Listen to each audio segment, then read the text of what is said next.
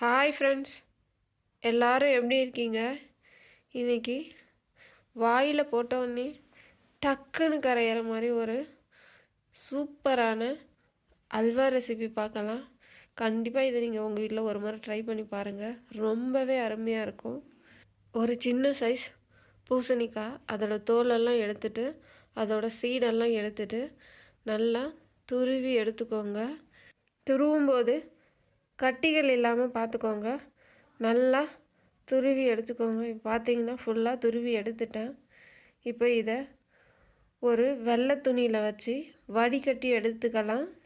அதோட ஜூஸ் தனியாகவும் அந்த பூசணிக்காய் தனியாகவும் நல்லா பிரித்து எடுத்துக்கணும். நல்லா ஒரு வெள்ளை துணியில் இப்படி வச்சுட்டு நல்லா புழிஞ்சு எடுத்தீங்க அப்படின்னா அந்த ஜூஸ் தனியாக வந்துடும்.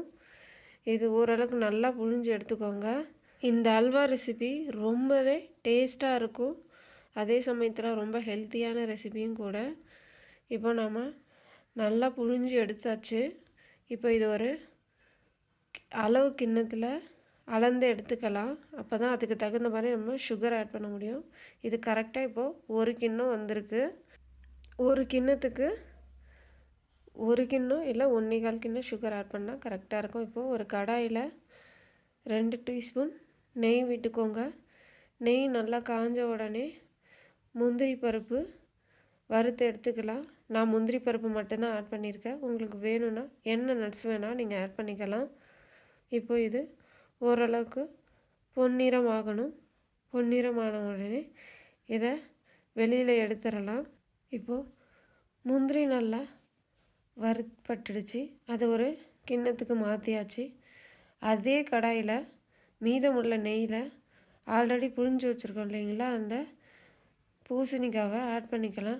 ஆட் பண்ணி நல்லா உடச்சி விட்டு நல்லா கிளறி விடுங்க.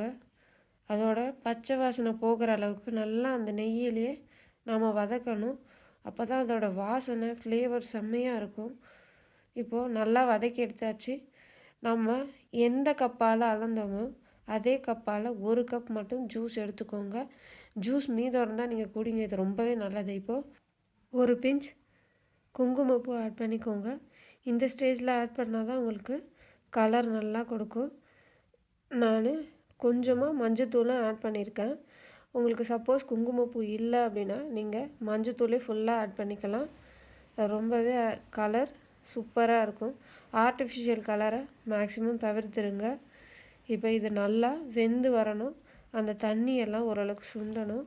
அதனால் லோ ஃப்ளேமில் வச்சுட்டு நல்லா ஒரு மூடி போட்டு ஒரு 10 நிமிஷம் நல்லா வேக விட்டு எடுத்துக்கோங்க. நடுவில் கிண்டி விடுங்க. பூசணிக்காய் நல்லா வெந்து வந்துடுச்சு.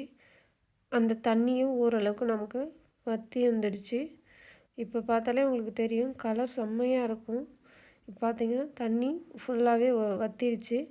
இப்போ நீங்கள் எந்த கப்பால் பூசணிக்காய் அளந்தீங்களோ அதே கப்பால் 1லேருந்து 1.25 அளவு சுகர் எடுத்துக்கலாம். சுகர் எடுத்து நல்லா கிண்டி விடுங்க. நீங்கள் சுகர் போட்ட உடனே அது ஓரளவுக்கு நல்லா இலகி கொடுக்கும். அதனால் நல்லா கைவிடாமல் கிளறுங்க. இப்போது நல்லா கையனா இல்லை அப்படின்னா கட்டிப்பட்ட மாதிரி ஆகிடும். நல்லா கிளறி விடுங்க. இந்த ஹல்வா ரெசிபி நமக்கு கடையில் கூட கிடைக்காது. அந்தளவுக்கு அருமையாக இருக்கும். இப்போ பார்த்தீங்கன்னா உங்களுக்கு தெரியும் சுகர் கரைஞ்சி வந்த உடனே அது அந்த அல்வாவோட ஸ்ட்ரக்சர் பாருங்கள் எவ்வளோ அழகாக இருக்குது. பார்க்கவே செம்ம அழகாக இருக்குது. செம்ம டேஸ்ட்டாகவும் இருக்கும். நல்லா இப்போ பார்த்திங்கன்னா சுகரோடு கலந்து நல்லா வேக ஆரம்பிச்சிருச்சு. இது நல்லா கிளறி விட்டுக்கிட்டே இருங்க. அடிகனமான பாத்திரமாக இருந்தால் உங்களுக்கு நல்லாயிருக்கும். இப்போது இதுக்கு தேவையான அளவு 2 ஏலக்காய் ஆட் பண்ணிக்கோங்க. அதை நல்லா நான் இடித்து ஆட் பண்ணியிருக்கேன். நீங்கள் அரைச்சி கூட ஆட் பண்ணிக்கலாம். இந்த ஸ்டேஜில் ஃப்ளேமை கொஞ்சம் லோவில் வச்சுருங்க. ஏன்னா இது ஃபைனல் ஸ்டேஜாக இருக்குது. ரொம்பவே அடி பிடிக்கவும் வாய்ப்பு இருக்குது. இப்போ நல்லா வந்துருச்சு. அது ஸ்ட்ரக்சர் பாருங்கள். ஒரு 2 டீஸ்பூன் நெய் விட்டு நல்லா கிளறி விடுங்க. அந்த நெய் நல்லா அந்த அல்வாவில் அப்சர்வ் ஆகணும். அந்தளவுக்கு நல்லா கிளறி விடுங்க. இப்போ பார்த்தீங்கன்னா ஃபுல்லாக இழுத்துடுச்சு. இப்போ இன்னும் ஒரு 2 டீஸ்பூன் நெய் விட்டு நல்லா கிளறி விடுங்க. இது எந்த அளவுக்கு நீங்கள் நெய் விடுறீங்களோ அந்த அளவுக்கு உங்களுக்கு ரிச்சாக இருக்கும். அப்படி இல்லைனா கூட நீங்கள் குறைச்சிக்கலாம்.